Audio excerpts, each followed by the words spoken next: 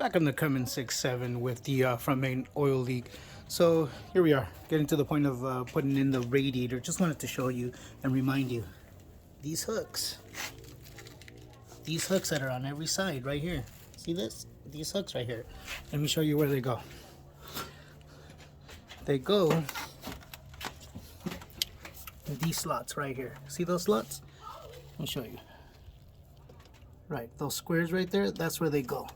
So I'm going to go ahead and install it right now, and I'm going to show you how to do that without creating too much hassle for yourself or killing yourself trying to get this radiator on. Bear with me. There we go. I've already drained the radiator just so you're going to tip it back and forth, so you don't want it to spill on you.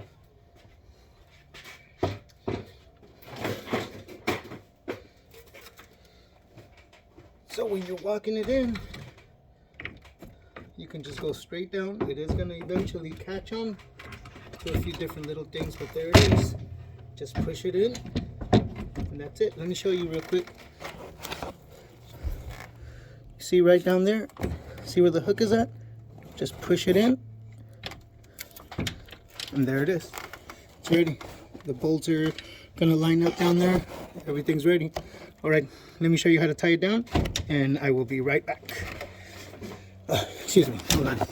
Let me show you the bolts right there. It's lined up. See?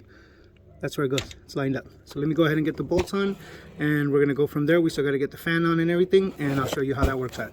All right, see you in a minute.